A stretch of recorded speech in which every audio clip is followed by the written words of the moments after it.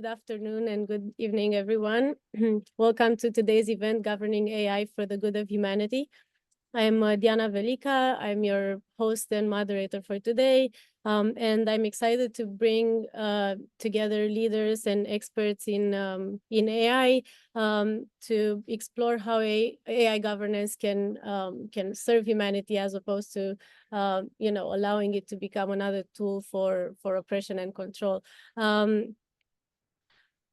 Each of our speakers today will present for about 20 minutes, and then we will have another 10 minutes of panel discussion and followed by 10 minutes of Q&A. First speaker of today is Frits Bussemaker. He is from Poland, and he will be talking about accountability in the digital age. He is a prominent figure in the realm of digital transformation and governance, with a career that spans over several decades. He is the chairman of the Institute for Accountability in the Digital Age, I4ADA, I4ADA, right? Yes, thank you. An organization that works closely with international institutions like UNESCO to promote accountability in the rapidly evolving digital space. Frits has been a leader in the global IT industry since the 80s, where he had held numerous leadership roles and initiated communities linking over 20,000 leaders worldwide. He is deeply committed to fostering responsible digital innovation, and is a founding member of the ITU's AI for Good Summit. His passion lies in building communities that advocates for ethical, transparent, and accountable technology, particularly in AI governance. And he has extensive experience in intersection of technology and social good. So let's welcome, I hope I mentioned everything, Frits. Let's welcome Frits Bussemaker for his 20 minutes presentation on accountability. Diana, thank you so much. I hope I can live up to the promise you just presented to the rest of the audience. And although I will talk about IT, I'm not as IT savvy as I want to be. So I do hope that when I do share my presentation, it's going to work smoothly. So I'll do that right now. And recent, okay. Oh, and it works. Love that. Good. So good morning, good evening, good afternoon, everybody. I will be speaking today as chair of the Institute for Accountability in the Digital Age. And what that is about, I will share with you during my presentation. And in this presentation, I would like to invite you to not only follow this as a professional, as a student, but also as a private individual, because that is one of the key messages I want to get across. And I did borrow my slides I used for a presentation in Malaysia last year, where I was a keynote at the World Summit on Information Technology, where I invited the audience to look at the ethical, legal, and societal implications and not just look at the technology, because we need to have that holistic picture when we talk about how to govern AI. And when we talk about the governance of AI, a couple of years ago, when this question was brought to me by someone at UNESCO, we realized we had a lot of concerns, but the fundamental principle for governance is accountability. It's not responsibility, it's accountability, because we have to ask, okay, at the end of the day, when something does happen in hindsight, who is responsible? Who can we turn to ask, how are we going to resolve that? And once you have identified who is accountable, you can then start to build on that. Questions, okay, how are we going to handle fairness, reliability, privacy, security, inclusiveness, and most important, transparency. So if you want to talk about the governance of artificial intelligence, start with the fundamental question, who at the end of the day is accountable? Now, in the very long introduction Diana gave us, one of my background is I'm also one of the co-founders of AI for Good.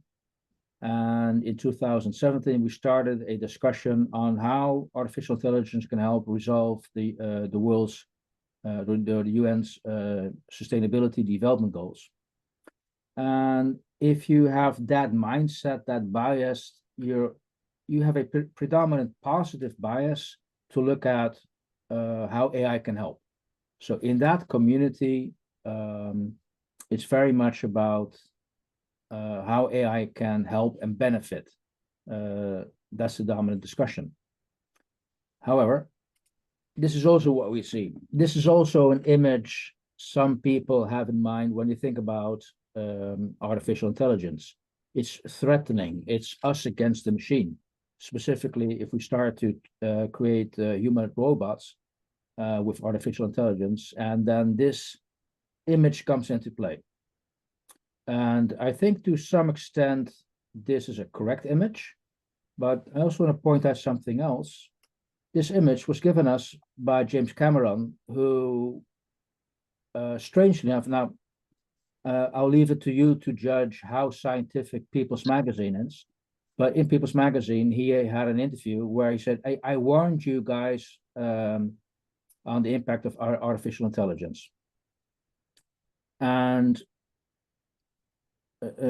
so if you have the general public, general media talking about AI as a threat, robots as a threat, it's going to have impact, direct or indirectly, on how the people responsible for policy, for the legal and the regulatory framework, how from what mindset are they going to have a look at this? So my argument is that the people making legislation today in the 40s, 50s, 60s, were watching the Terminator film 40 years ago, and they might consciously or unconsciously have taken that image with them when they start to talk about, okay, how we're going to regulate AI. Now, why is this relevant? As mentioned, this is part of a presentation I gave last year in Malaysia. And if you look at the Asian continent, how they view robots as you could say, a manifestation of AI, a robot, and this is an example of Big Hero number 6. Actually, Walt Disney produced, this is still out of that movie, but this is where a robot is very much seen as a big brother, as somebody helping you, so that fundamental idea of it's threatening does not exist.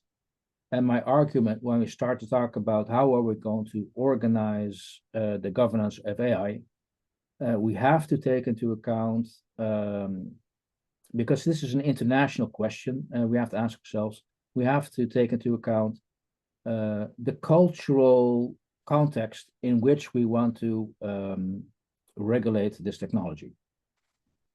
So, and moving on, Stuart Russell, a great computer professor from Berkeley. He's one of the keynote speakers of our AI for Good Summit. And I pick up this quote from the conference we had last May, which I really loved, is, I don't want a robot to drink coffee. I want it to make me one. So his argument is, I don't actually want to have a humanoid look-alike. I want it to do something for me, to support me as a tool, so make me coffee, rather than being a social companion. That is an opinion. Unfortunately, it's not an opinion shared by the majority. And I'll give you just a couple of examples of what is already happening in this world. First of all, this came out just around the time when ChatGPT came on the market. And this is a Swedish researcher, Almira, who, when she was doing her research on ChatGPT, just asked ChatGPT, could you please write a thesis on yourself?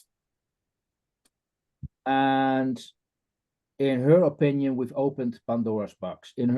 Because she realized in real time a scientific thesis was written and has been peer reviewed and is undisguisable at the time from say a human written scientific paper. So we have a robot, a system doing something we normally would only consider humans to be capable of writing a scientific paper.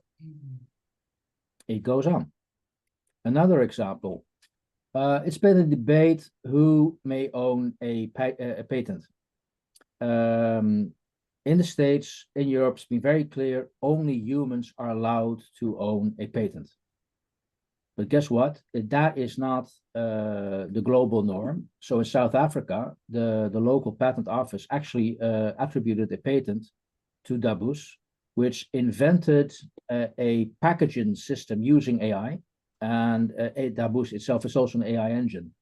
So the question is, are we moving on a slope where we gradually allow our technology to behave and recognized as a human? And that's an ethical question we have to ask ourselves. Is this what we want? Final example is Sophia. Sophia is the first robot produced by Hanson Robotics. And Hanson Robotics, David Hanson will discuss later, produced Sophia. We had Sophia in 2017 at the very first AI for Good Summit at the ITU head office. She was there. And she was also offered the very first passport by Saudi Arabia. You could argue it's a gimmick, but also UNDP, a UN agency, has nominated Sophia to be their first innovation champion. And it's also the first non-human who has an official function within the UN, within a UN agency.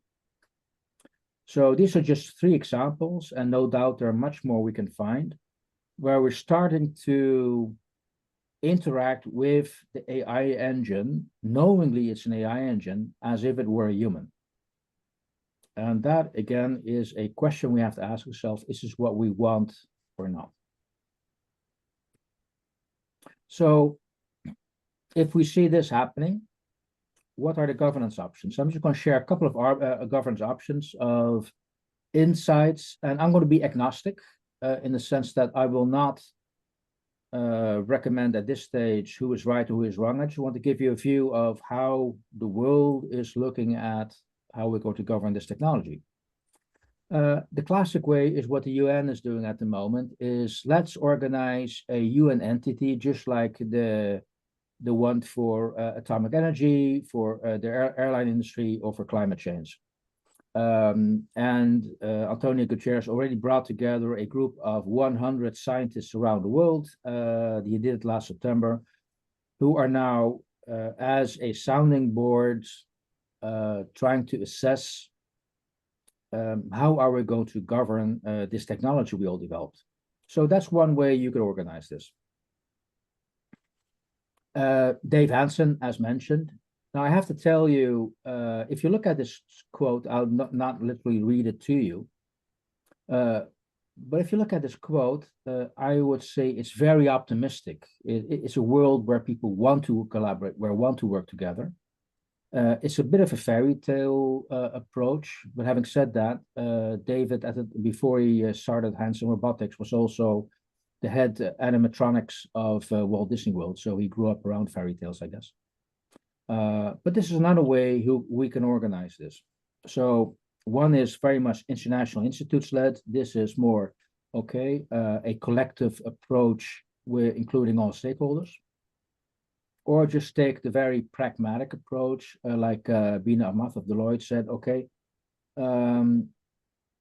just take a measurement, and I'll come back to that later in the presentation as well, because we need to have some kind of driving seat, and it's going to be safer for everyone. And this also is the approach, by the way, the European Commission is taking with the AI Act. People are concerned it's actually limiting innovation, but having very clear guidelines in the argument of some is actually going to help us to allow innovation to happen. So again, all variations of let's define rules and regulations, and we can do it very holistic or we can do it very pragmatic. But I want to share this with you. About 4 or 5 years ago, just before COVID hit us, I would not say I had the honor, but I had the opportunity to have a very small conversation with Newt Gingrich. He was in the Netherlands. And he was speaking for about 150 people at the Dutch Parliament. And we were talking about AI. And so I asked him the question in front of the audience. So could you give me your take on accountability of this technology? Now, he's a lawyer by background, and he gave it a little bit of thought. And this was his answer. It's just another innovation like 100 years ago. So give it 10, 20 years, and we'll have a law in place. I was looking at the audience. About 2/3 agreed. From a conceptual point, it's just another law. So, hey, what's new? I think the minority in that room realized that that is not the right way to handle this. I'll share you a quote from Michael Rogers, who's now retired, but he was the director of the NSA, who realized technology is moving faster than the legal and standards framework can keep up with. It's actually increasing, and that's creating a huge issue. That was also recognized by UNESCO. So as mentioned, I'm from the Institute for Accountability in a Digital Age, and UNESCO invited me to think about how can we organize a discussion and a global and multi-stakeholder discussion to address this question of accountability, because in 2017 it was actually interesting that AI was almost an afterthought. This was also a question on social media, and it's also a question on cybersecurity, but it's very applicable for AI. How are we going to govern this technology? Now, we set up the Institute for Accountability in the Digital Age, very much an instrument outside the walls of a UN agency, because this is also about the element of speed. We need to make certain that we identify how we can organize governance, where we're not dependent on the 18th, 19th century way to govern our technology, and that is through the regulatory system we all, I'd say, grown up with. So we've organized a summit in the Peace Palace, very symbolically. We've had people like Finn Cerf speaking to us, sharing his insights. In the picture on the left hand down, we had one of the people in the picture just happens to be Gary Shapiro. Gary Shapiro, he heads up the Consumer Technology Organization. They organize the CES, the largest electronics show in Las Vegas each January. And when I called him, okay, do you want to come to our conference? His first comment was, well, I would then be coming to Europe, which is a government-led legislation mindset. So no, see, The Hague is a UN city, so your vision on accountability is going to be just as important as anybody else's, because he wants an industry-led legislation. So another way how we can organize that. And so the whole discussion at the conference, and also the one we followed up, was very much about how are we going to have a discussion, and from what kind of framework are we going to organize this. And by the way, the picture, just to brag a little bit, we had our Deputy Prime Minister of the Netherlands speaking, and the Secretary General Hoelensau of the ITU. So a large endorsement of this much needed discussion. It's very conceptual, it's very fundamental, but it's needed when we take the next step and introduce this technology to the world. So, yeah, we've written some papers, and afterwards we're creating lots of interviews with people, notable people around the world who share their insights. And I just want to point it in that as a sideline event. These are all women. Now I've interviewed men as well, but I just want to point out we had so much great insights from all these women around the world. Kay Firth Butterfield, for instance, she's the very first chief accountability officer in the world. She unfortunately left the World Economic Forum, but she's still around. Look up these people, see what they have to say on this topic. These people are awesome. A couple of more minutes. So what are the 21st century instruments we can think about to resolve this 21st century issue? I see a shift from rule-based to principle-based rules and regulations. The legal system. So understand the principle. Just earlier today, I was talking to a university. How can we train our students to become accountable, to take on accountability by design? As mentioned, when we looked at the why accountability, the most important part is transparency. We should not accept a black box in technology. I'll skip a little bit the charter and the conduct of what that could mean, but I also want to point out, I see a growing interest to look at how AI can be used to govern AI. And there's some great examples around the world where we see that happening. I'll give you two. This is one from Irakli Beritsa. Irakli, he heads up the AI unit of UNICRI, and that's the United Nations Institute for Cyber Research. And he's not looking at what kind of crime is committed by AI, but he's also looking at how I can use AI to commit crime, mitigate crime. Another example is where AI is being used to look at the terms and conditions of all these apps we have on our phone. There's very famous research from an American institute which showed that it's up to 70 days it takes to read all the terms and conditions on the apps you have on your phone. So it's something. So if you accept a software update on your mobile phone, it's not just a software update. Sometimes they also update the terms and conditions without you knowing it, and that means that going through all the text every now and then is quite an hassle. So people are now seeing how they can use AI to check when you have a software update if actually it still applies to the rules and regulations we've agreed to when we initially started to download that app. Okay, I'm looking at the time, so I'm moving a little bit quickly and hopefully have some conversation. So is this discussion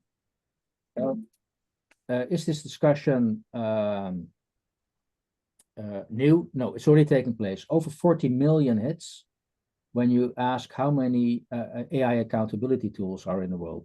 So we already have more than enough tools in the world. And actually, if you want to have a more serious look, go to the OECD AI website. And this is the figure in 2023, so last year's figure. We had almost 600 tools listed, how we can help govern trustworthy AI. That was last year's number. I looked it up this year. It's almost, it's now increased to almost 900. This is a figure from last year. So we have an abundance of tools and metrics we can use to regulate our technology. And I believe this is one of the issues where we need to discuss this on an international level. This is, by the way, the very pragmatic approach Kay takes.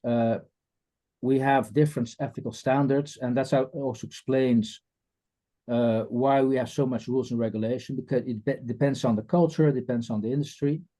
But at a certain point, they will come together, they will emerge. So the current thinking is, let's see if we can create some basic infrastructure we all can agree on. So what's the common denominator? And then if we can specify it on our particular industry, our particular culture, our particular country. Last couple of slides. So who is accountable? at the end of the day, we are all accountable if we make use of this technology. And that gives us another thing to do. This is probably one of the most important devices you have when you talk about accountability. You have to look in the mirror because you have to ask yourself, what are you doing in your role, in your position, to uphold accountability? Because my last slide I want to share with you, that means everybody should be at the table, because if you're not at the table, you're going to be on the menu. So hopefully I've given you a couple of insights on the complexity of regulating accountability of AI. It's very much dependent on culture, industry, and it has formed how we think about AI. And at the end of the day, we all have to be a part of this. So I ran out of time, Diana, but I hope I've been able to share a couple of insights, which the rest of the presenters later will spend some more time on. Thank you. Thank you so much, Frits. That was really interesting. It's it's somewhat interesting to see that, of course, international institutions like UNESCO or the UN or UN agencies are on top of it. At the same time, we all know that they have a very slow policy process or policy making process, decision making process, which makes it a little scary because AI and just technology in general evolves so fast. So, that's a little concerning because we need to find ways to keep up with the rapid changes of AI, and also to make sure that that there are other mechanisms for us to be ahead of the trends somewhat. And I'm assuming that that's what your organization is doing, or is attempting to do. Can you give us some more concrete examples of what you do at the I4ADA? Our institute. Well, your institute. The institute, as mentioned, was founded by UNESCO to help trigger a multi-stakeholder international discussion. So our role is very much as a catalyst to make certain that these organizations who are responsible or should be responsible for providing solutions take this into account. So I'm very pleased. If I just look at AI for Good, at the moment we have over 40 UN agencies being part of AI for Good. Now, since 2017 until this year, we only talked about what great solutions are possible using AI. And this year, for the very first time, I'm very proud that happened. The day preceding the two-day conference, we spent a full day on the governance of AI. So our role is very much as a catalyst, making certain that that discussion takes place.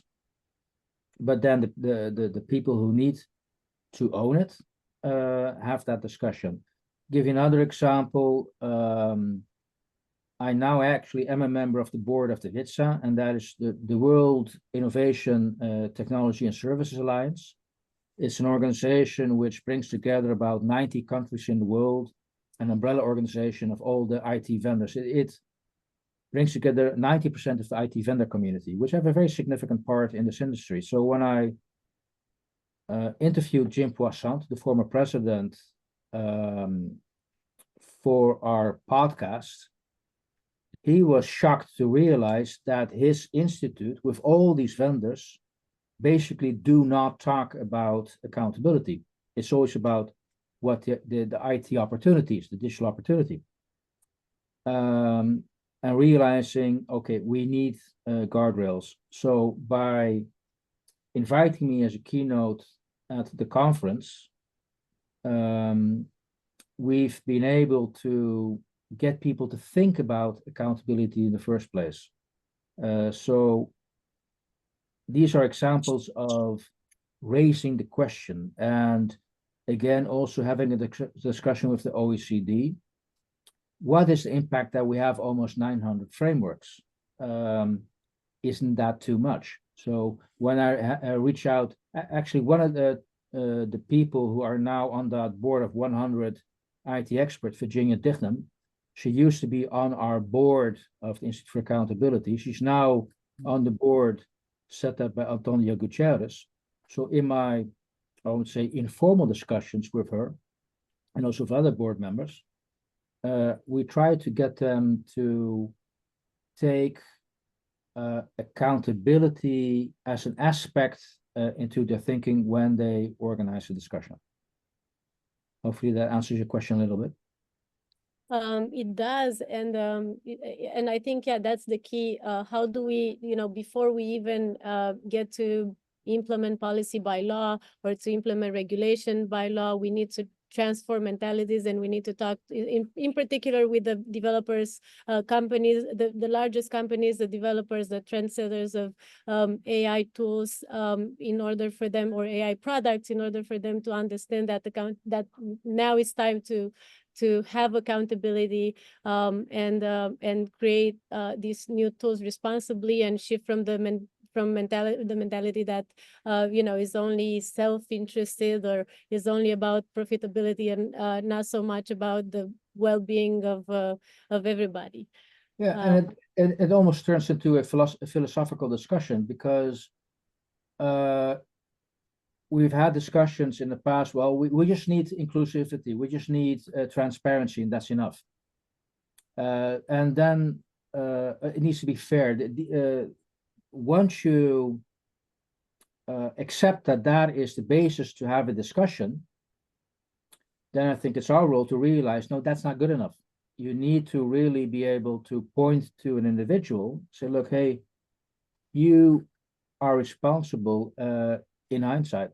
That's also why it is somewhat concerning that we now are very slowly taking our very first steps into creating technology which at the end of the day we could hold accountable, and that is, we don't have any law for that. Yeah, which is, yeah, it's concerning, and we definitely need to keep up with with the rapidly transforming world.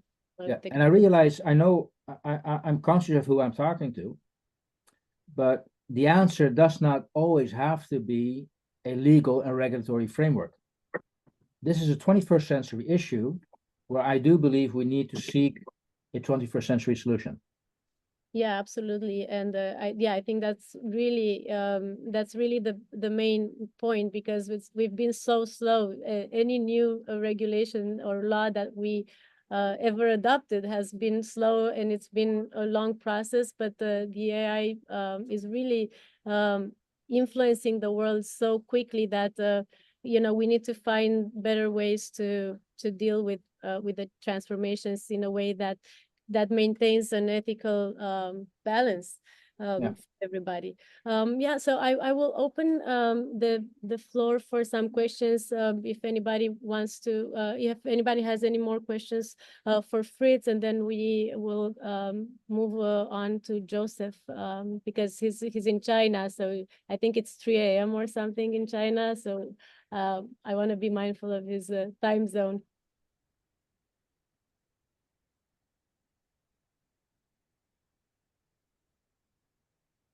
So yeah, it's certainly lovely presentation, and I learn a lot as a learner, honestly speaking. I was thinking, like, we are at initial stage. So far, I am understanding like ChatGPT or other model, LLM, other models, large language models. If we start accountability at the moment, at initial stage, are we not stopping bit the innovation speed? Although Google or micro, like the Baidu or other search engines, they were doing certainly same frustration. It was, we were just putting information they were giving us. However, like ChatGPT, simply I'm talking about one aspect. ChatGPT, for example, it is giving us same information, but in a better decoration, simply. Otherwise, it's already information available. Similar, if we check other, like as you were showing us, like robot or other those stuff, we can use them for the helpful of humanity, certainly. So initial stage, if innovation is at very initial stage and we start accountability, that will slow the process of that innovation somehow. Of course, I will not say 100%, but somehow, yeah. So how you will, yep. Well, I think I'll give you a personal opinion, but it's based on lots of discussions around the world, including Europe. First of all, I think I would argue that you will notice this that innovation is going to be slowed down. Innovation might take a different direction. I think the most important argument, and at least the argument I'm hearing in Europe, so I'm giving you a European context example, is that by having an AI Act, which is now in place in Europe, that we at least have an act which is people-centric. And that means, okay, maybe the innovation could be slower, for argument's sake, but at least what we're going to get at the end result is going to be human-centric. So, and that's almost like a philosophical question. Do we want all the guardrails off and go as fast as we can? Or do we accept a little bit slower, and but we're going to keep it safe? And that is an issue when we do have organizations parts of the world which have a different philosophy to approach that. But then what I'm seeing, Europe has adopted the GDPR, the General Data Protection Regulation. 2008 in May it came live.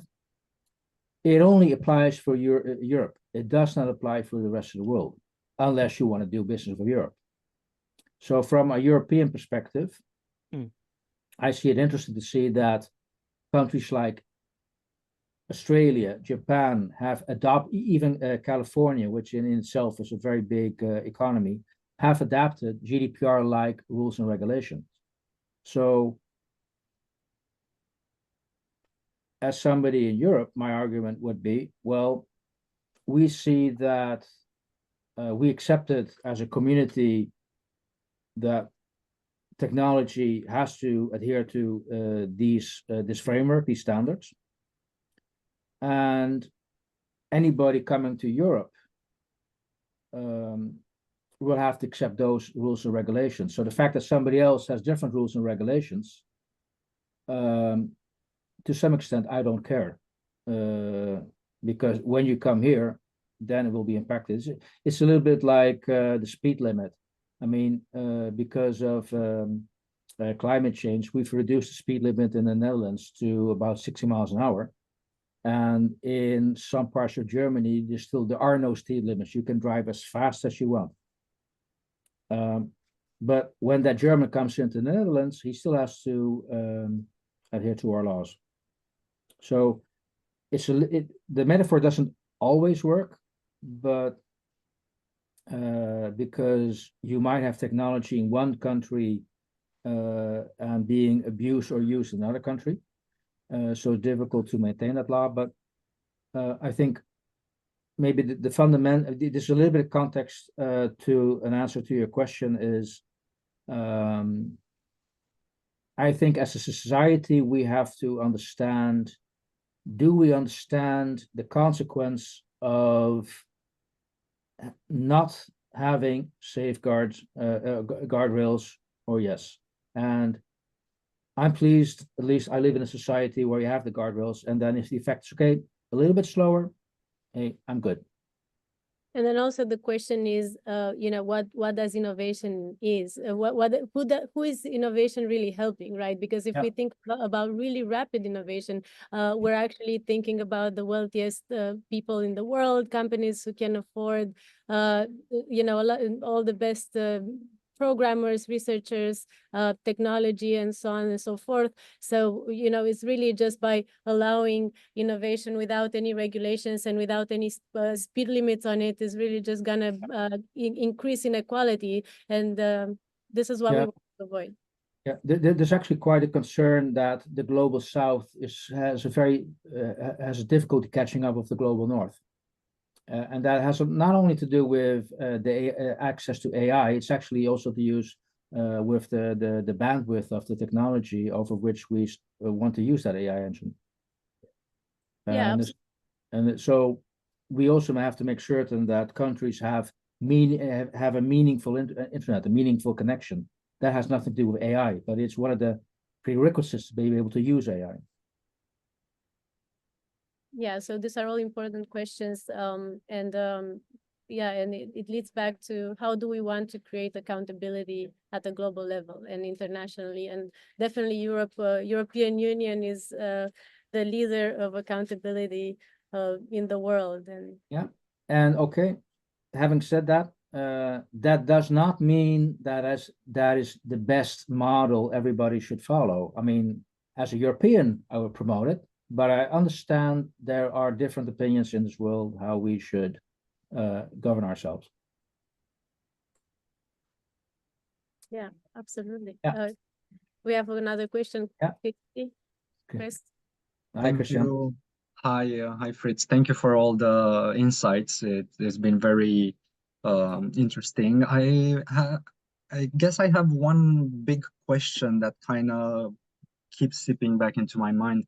The Institute's regulatory framework primarily applies to civilian applications of AI, as I understand, but I'm curious, how are you interacting with military end users or maybe military defense companies or something like that? Because I'm a student of international relations, and watching the Ukraine-Russia war, I see a lot of unexpected and much faster progress than people estimated a few years ago in this area of drone AI, drone swarms, maybe not language models, but at least military applications of AI. So I'm curious, what are your thoughts on how this regulatory framework that you're thinking about and working on would also involve those actors?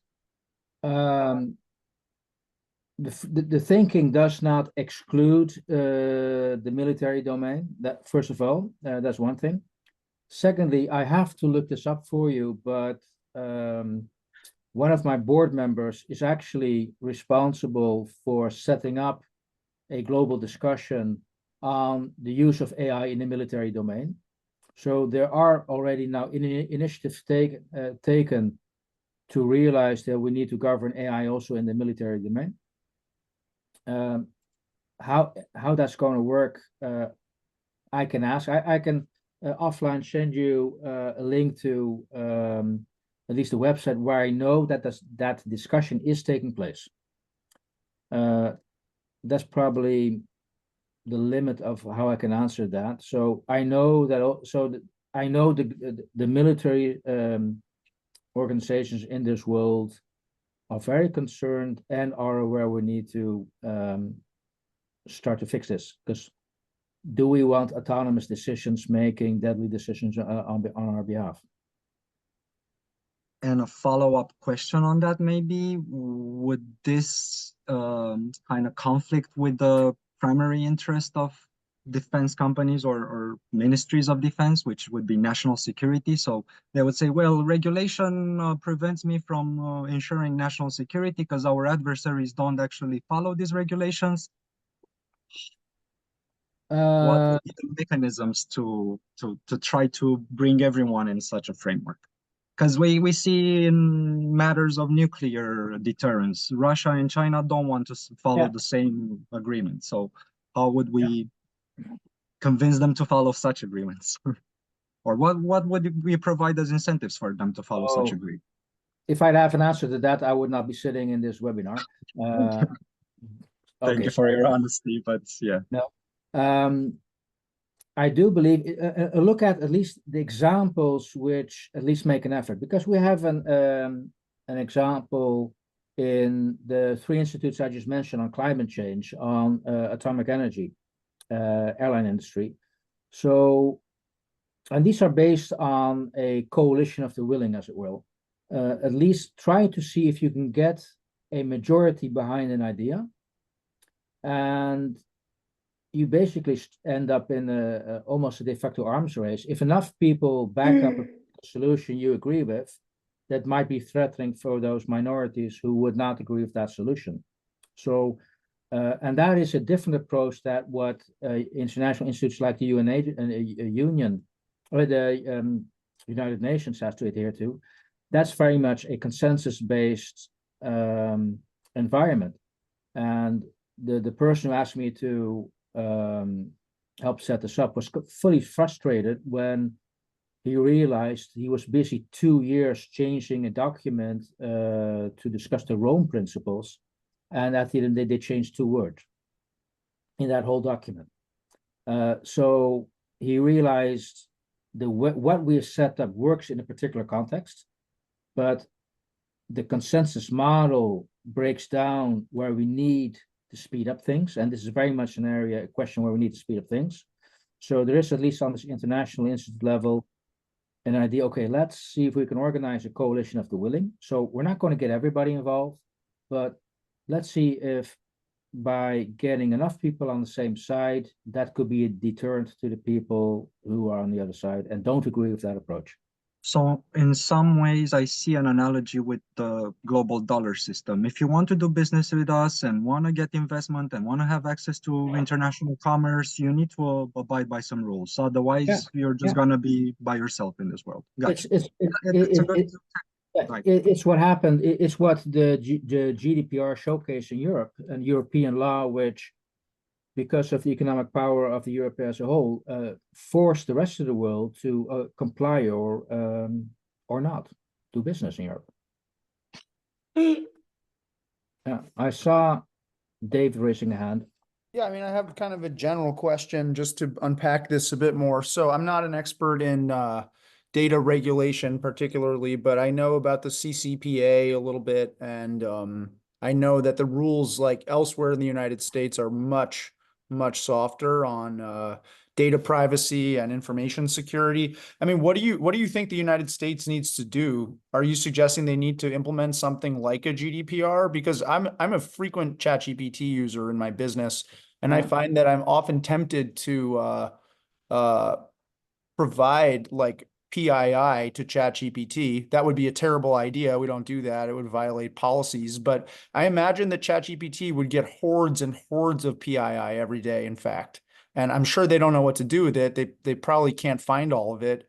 I guess it's training their algos. I don't know. But I wonder, like, what do you think would be a good outcome to regulate this stuff in the US? Because I'm sure it's a massive risk. I think it is. I'm making a couple of assumptions. As mentioned, states like California, fourth biggest economy in the world, have already adopted a GDPR lookalike on data protection. So maybe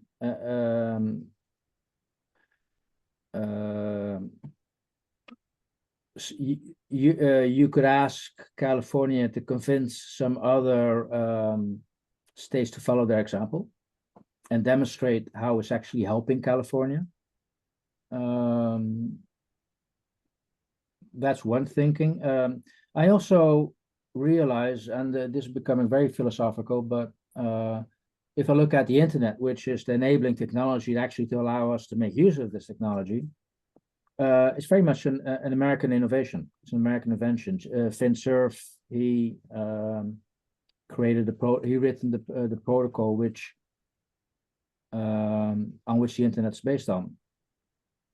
And what I see, and he used to be also the chair of the ICANN regulating the internet. And I see a very fundamental, I'd say, American thinking in how we regulate the internet on an international level. So the rest of the world just has to accept that we're actually basically making use of an American innovation, which translates into accepted as is or not. How you can then turn that around and say, look, hey, how can America adopt a little bit more, maybe, okay, Europe legislation.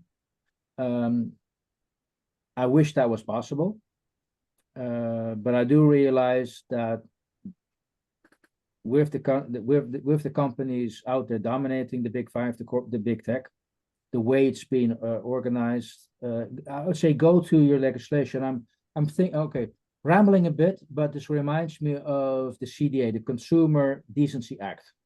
When the internet was came about in the 90s, the American government, federal government, adopted the Consumer Decency Act, basically to regulate child pornography. We don't want that. But they also included a clause, and I believe it was 290, a clause which I don't know, hopefully it's the right English, but it allowed the ISPs to be they were not held responsible for the content going through their systems. They were just, okay, I'm just a messaging application, so you cannot hold me responsible for what's going through our systems. That's actually the users are responsible. I, as the ISP, am not responsible. It's actually very funny that Mark Zuckerberg, and that video is online, when he was asked, interviewed during the by the American Summit, he actually asked, please hold me accountable. I would like to be held accountable. And then what you can do, I think, from an academic point of view, is help educate the members of the Senate, because they did not understand what he was asking for. So if you want to change something, make certain that the people who are responsible for legislation give them the fundamental basic training on what the impact of digital technology is. So it's that Newt Gingrich story, who didn't have a clue what the impact of information technology is, but is responsible for accepting or not accepting legislation. So if you want to change the system, make certain that the people who are responsible for the legislation have enough knowledge, have enough common sense to understand this is not a linear shift. This is a systemic shift. This is on how we can organize ourselves. And they are, at the end of the day, I think the only way you can actually approach a solution which will change the way you can govern technology. I think we will stop here with this questions and answers because Joseph is in Vietnam and it's past midnight and his presentation is next. Thank you so much, Frits. That's been very interesting and a great way to open the event. Thank you so much. You're welcome. My pleasure.